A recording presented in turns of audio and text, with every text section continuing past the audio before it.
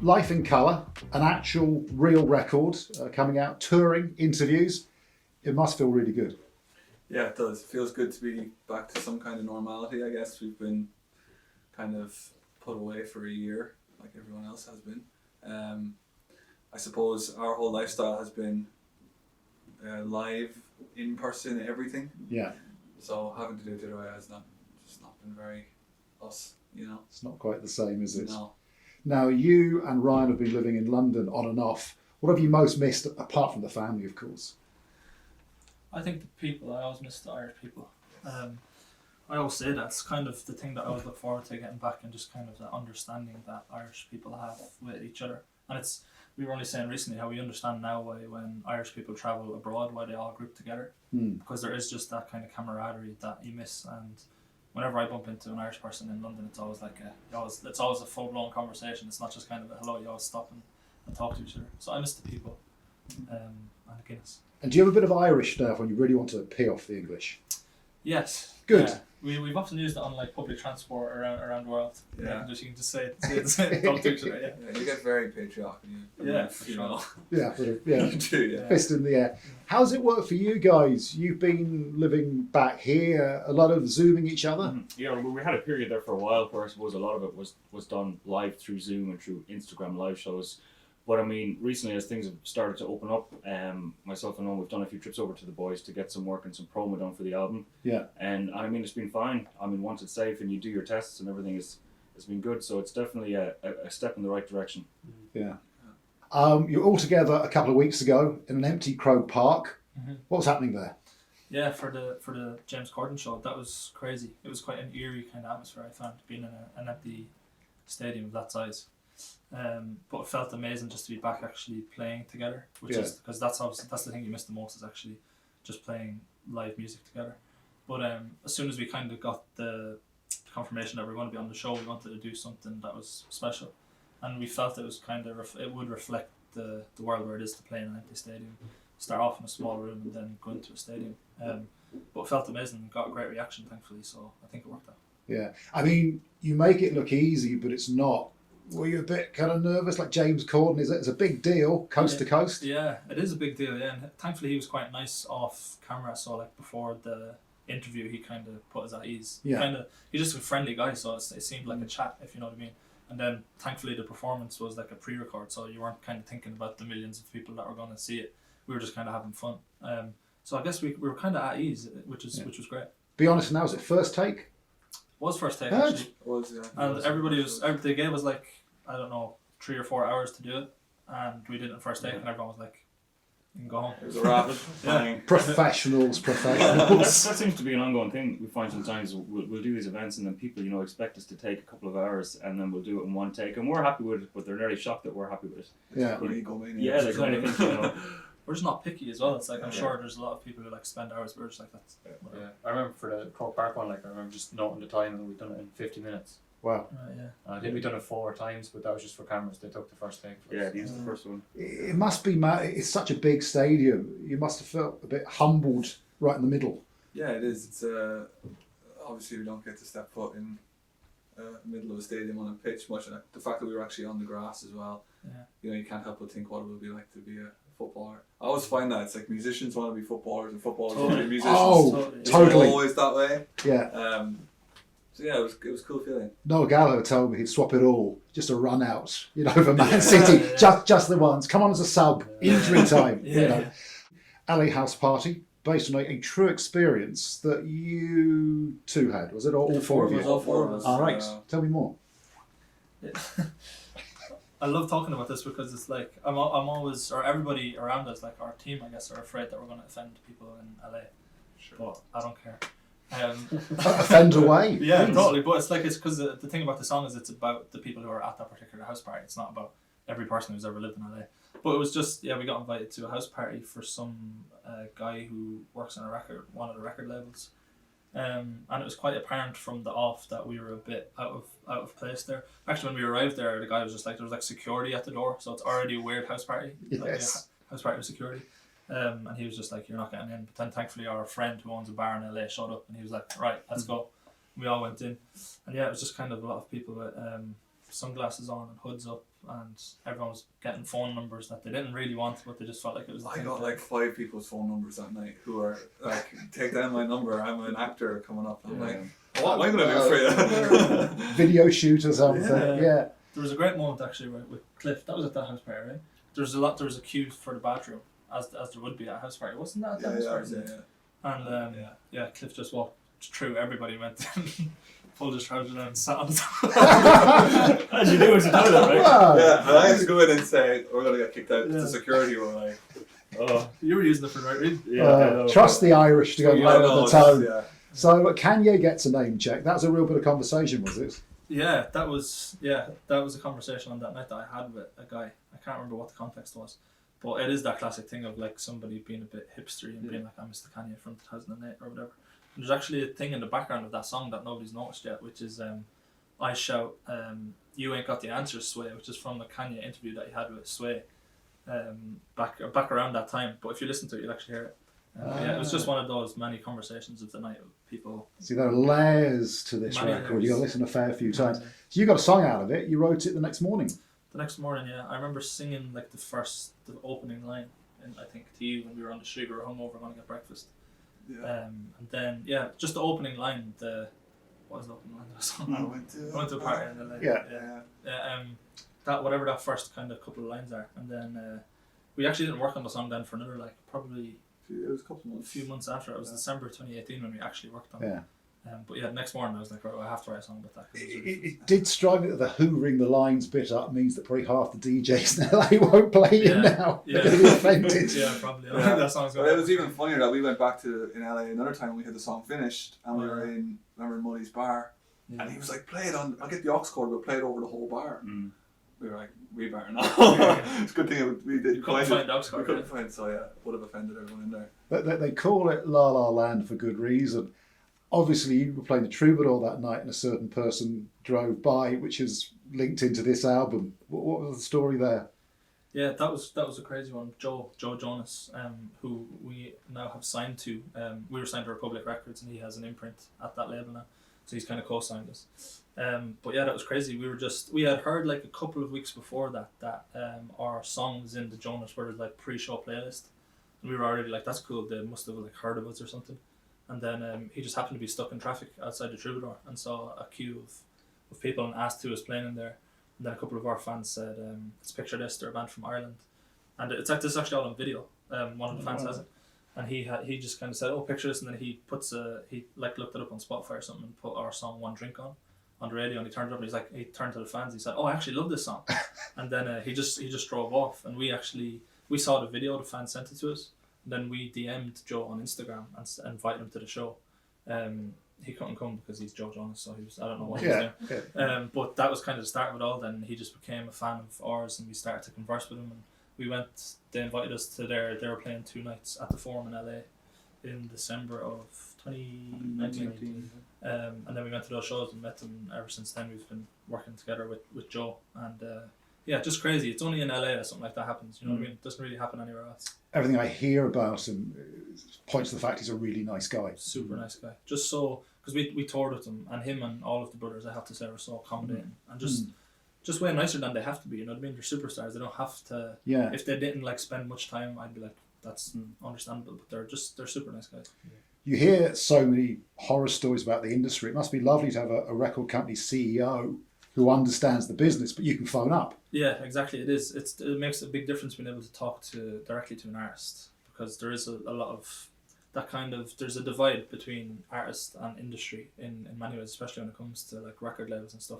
So I think he loves the fact that we're a real band as well, because obviously he comes from the polished kind of Disney side, and he kind of loves the fact that we're like a proper band, and I think he gets a lot of enjoyment out of that and working with us. But he's been amazing.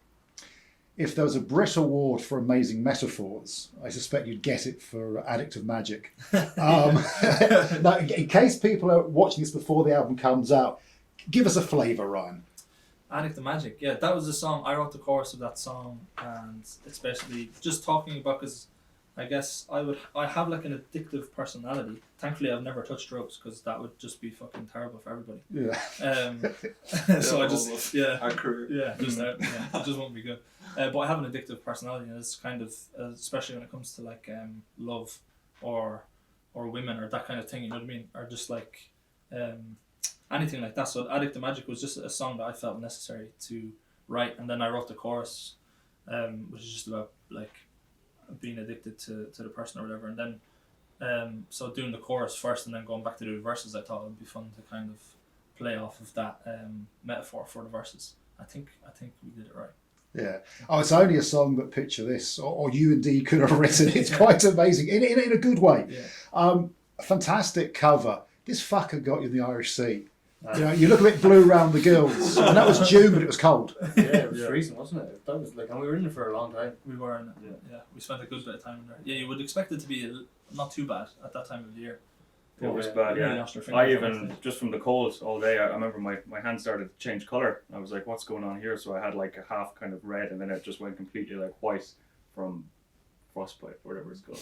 That's it. Christian Tierney, who actually shot the cover, he was amazing because he was getting like bashed by waves, and he just with his fucking expensive camera. Yeah, at least our backs were to the waves. Yeah. Where Christian was head on. He was, Yeah. He was a trooper that day. It didn't make it any easier that we were wearing the suits. You know, when suits get wet, then it just stuck to us. Yeah. I mean, you've got Joe Jonas in your corner. You could have said, "I've got this idea, Joe. Picture this: Kingston, Jamaica." Yeah, I mean, you could have- Or somewhere warm. Yeah. Should have actually. Yeah. I think for the next album, there's giggling and talking on one of the tracks. You recorded this. It sounds very cohesive, but it was recorded everywhere. Yeah, it was. Yeah, we kind of have like from Los Angeles to New York to Athy to Dublin to London, kind of everywhere and everywhere in between. It's very real. A lot of it is actually live performance takes, you know, that we did. Like a lot of the songs are live performance takes, and you're doing vocals in one takes, and you know, we're not picky. We don't like to do 100 vocal takes of the one thing. Like Addictive Magic, for example, was that first take. Yeah. That was it, and that's what you hear, you know, in studio. Which that's the magic, I guess. Magic. It's kind of nice. You're not airbrushing it too much. Yeah, yeah, we felt like it is throughout the record. There is that kind of rumblings of real life throughout it, like in Addictive Magic, where you can hear everybody who's in the room when I was recording the vocal kind of shouting in the background, and that's all real. And then I think you can hear me laugh at the start of one of them. You said something at the start of I don't feel the same way anymore, and I'm laughing. But it just felt right to kind of leave that all in because it's quite personal. It's a very personal album. Must be interesting when a song of yours that you wrote for a particular reason takes on a whole new meaning. Yeah, and it happens. It happens for different reasons every time. But I think things are different. Kind of when we released that at that time, it was very apt for the time we were in. If we released it at a different time, I think it would be apt for other reasons, because I didn't write it as like a COVID song, and I don't want to do like a COVID song. You know what I mean? It was kind of like things are different for me. Also, is about like when I come back to my hometown and go back to my old friends. It's like things are different, but nothing really changes. They still treat me as they did when I was playing right back on the Sunday League team. They don't treat me as the singer of a band. So yeah, it is. It takes on a meaning depending on what's going on in the world, I guess. It's interesting because you release a piece of music, but you can't control what the fans take out of it or invest in it. And it must be really fascinating, sweated over these songs, to see the reaction. Yeah, it is. And a thing I find amazing is the interpretation of lyrics. A lot of the time is completely not what I was saying, but then I'll see a fan say something, I'll be like, wow, that's actually way more clever than what I was intending. You actually made me seem way more clever than I am, which is great. But I think it's an amazing part of being in a band and being a songwriter is how people interpret. You were saying that getting life in colour, that the title track nailed, was hugely important to the making of this record.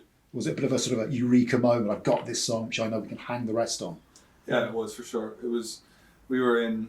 I actually remember the exact moment. Me and Ryan were in LA with Jason DeZuzio, who we work with all the time. And we're in his house and we were eating Subway. Oh, for some reason I remember that. And we were just writing the song, and then Ryan just ad-libbed the Life in Colour title to the song.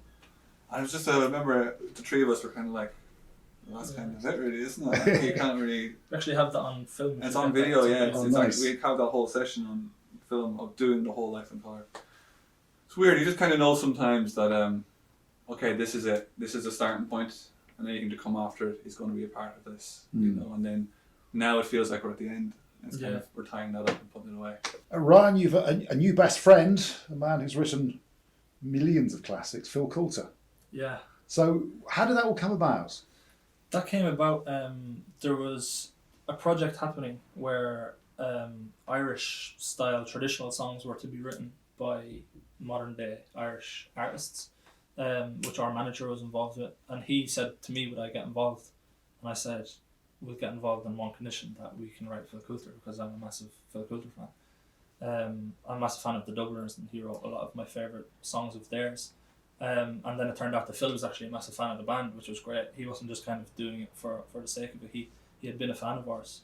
And myself and Jimmy went out to his kind of workspace, his studio kind of space that he has, and we spent the first day with him, and it was We spent 4 hours chatting and half an hour writing. yeah 4 hours of just Like, him telling just us stories. Chatting, yeah. I'd say his stories. Any you can repeat or not? I'd rather not. I'll let Phil. I find a fascinating story that he told us that really hits home with us is when he was moved to London first, and he was in a publishing house in Denmark Street, and the guy he was working with said he was being too fancy on the piano, and he brought him to the window and he said, that bus driver, write songs for him. He's the one who's going to be listening to your songs. And that same year he won Eurovision with something. Yeah. And he said on the way home in Heathrow Airport there was a bus driver whistling the song. Wow. You know, and like that kind of full, like, for him to have gone to the top and kind of stay there for so long after so many years.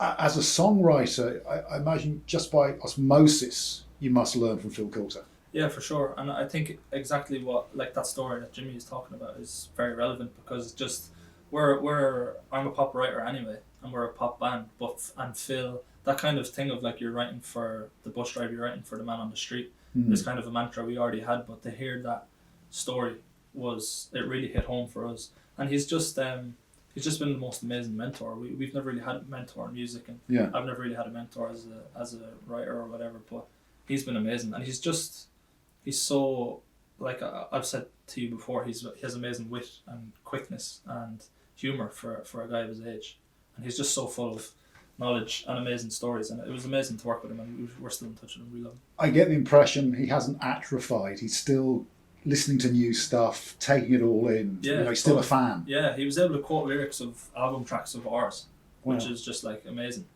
And through him again you got to pay tribute to one of your all-time heroes, Luke Kelly. Yeah, that was incredible. One of the best days of my life. Being able to record a song that's so special to Phil was amazing. And he'd only ever given Luke and Sinead O'Connor his blessing before. Yeah. To actually sing the song. The song being Scorn Not His Simplicity. Yeah. Which is a personal song to him. So it meant a lot to me, and means a lot to me that he kind of gave me his blessing. And it was a great day in the studio. I'll never forget when we had listened back to it, and he just came and gave me a hug, and there was kind of it really touched me, and still does. Even talking about it makes me feel like. Had that been a party piece of yours? Did you know the lyrics, or do you need to sort of like? Oh, I knew it inside out. Yeah, I knew it inside out. Absolutely. Any of his songs and any of his sort of Dubliner songs, I just knew them, kind of by osmosis, just growing up. And the first songs I actually ever sang were Irish songs and Luke Kelly songs. What I love actually about interviews and stuff is I'm sure there's going to be kids who are fans of yours going, Luke Kelly, Dubliners, Spotify, boom. Yeah. And they're in for a world of joy. Yeah, totally. Yeah. So I found him accidentally, Luke Kelly, because I just saw a CD with him on the front of it, and he just looked so striking. So I just picked up the CD and brought it home, and was just transcended to another world. You know. Now, you've another rock legend fan, Bono, who included Take My Hand and his greatest Irish songs ever. There's 40 of them, but still good company to be keeping. Were you a bit taken aback by that? Yeah, I was. I wasn't expecting anything like that. I remember when it came out, being sent it by many people, and it's amazing to be recognised by people at that level, especially your own countrymen. Kind of, it's very special, and he's always been very nice to us. Any sort of interaction we've had, he's always been very nice and very kind of forthcoming with support, and and everything. I have a couple of very cryptic notes from what He leaves us all notes all the time Yeah. for some reason with these cryptic messages and self-portraits. It's Yeah, incredible. amazing. Like only Bono can do that. Well, and sort of gigs and things like that, or Yeah, so I got like a gift recently of there's a great photo where he's standing up behind me and he has his hands over my eyes. It was taken at a lecture picnic backstage, and I got given it as a gift, and he signed it and wrote a note, and he gave me like a handwritten letter, and it took me like 2 hours to actually read it and break it down and know what he was talking about. But it's amazing, it's great keepsake. oh, brilliant. Finally, lads, you've packed in so much into a fairly short space of time. What are the 2 or 3 highlights now, which you're still processing? Go, oh my God! I mean, obviously, I suppose 3 Arena for starters. Yeah, 5 Nights at the Tree Arena it's always kind of the first one that pops into my head because it was record breaking, and but apart from all of that, it was the most fulfilling experience, I think, emotionally, for all of us being in a band. It was just kind of, I wish we could do 5 Nights in the Tree Arena every single week because it's just amazing. It's an amazing place to play. You can't beat playing in Dublin. Yeah. And it was a whirlwind. It's kind of in one way I remember it very very in depth, but in many ways I also kind of don't remember the week because it was just like all of our emotions and senses were so heightened that week. But I think it's always the first kind of highlight I come to. Being a cover of Hot Press magazine is always. I didn't want to say, but what about the rest of you guys? Would you agree with 3 Arena? I Or? think Electric Picnic as well. Yeah. The second time we've done it on main stage. And I also always remember the SSE, so that was our first time to do an arena. Like, Yeah. In I remember just Belfast. standing up or walking in and see the production. I was just like, Yeah. wow, Yeah. how are we doing this? Well, it's fantastic. You've got a UK tour. You've got a big festival date next month. You're back in business. I have to say, lads, the record is fantastic. Thank you. Picture this. Thank you. Thank you. Right, lads, thanks so much. No problem. Great. See you.